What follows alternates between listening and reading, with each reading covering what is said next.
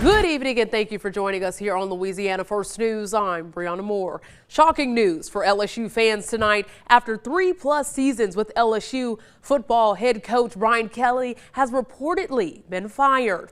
Here to tell us more is our Go Nation team, Brian Holland and Chessa Boucher. Brian, Chessa, what can you tell us?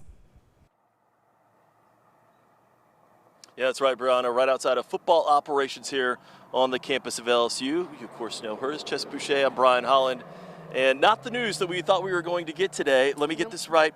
A change in leadership, a separation between LSU and head coach Brian Kelly, who, by the way, was the active, most winning coach in the country. And even when he came to LSU, he had more wins than Saban, technically. Now, they were at a different level as well. That's what put him ahead of Saban. But you kind of get the grasp and the scope of what LSU did today. Moving on from Brian Kelly, we've got an interim head coach in Frank Wilson, so we know that little bit of news. But before we get ahead of ourselves, just kind of tying a bow on the Brian Kelly era here at LSU.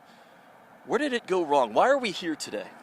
Man, it's crazy to me if we think back when they hired Brian Kelly, because like you said, the pedigree that he brought to the table, I thought he could really win a national championship here. I think his two biggest mistakes when he took over, he got rid of Corey Raymond, which we know he's the godfather of DBU, and we've seen the effects from that, but also he got rid of Blake Baker. So those were the two key pieces to me, kind of where it made me kind of second guess and be like, does he know what he's getting into when he comes to LSU? Then you fast forward last year towards the end of the season, says, hey, we're keeping receipts and we'll see you at the national championship. So you're talking a big game, but you got to walk the walk. Then this year, an $18 million roster. And he said time and time again, this is the most talented roster he had since he took over here at LSU.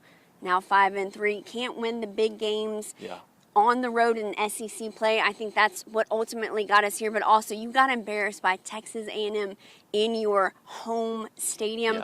That's something that you can't really come back from, and especially just a few weeks ago saying this fan base is spoiled. You can't make those type of mistakes and not win the games that you need to win to solidify your spot in the college football playoffs, and that's why we're here. You know, in a statement, Athletics Director Scott Woodward said, look, we had high hopes. We were very hopeful, but he didn't live up to the expectations. I think you hit on something there, the money. Now in college football, now you also have the expectations that have always been there at the highest level, and certainly in the Southeastern Conference, and moreover here at LSU.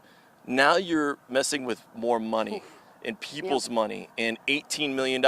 And even if it wasn't your money, it's the reports that, hey, I should have the product that I expect because I buy season tickets. I go to home games.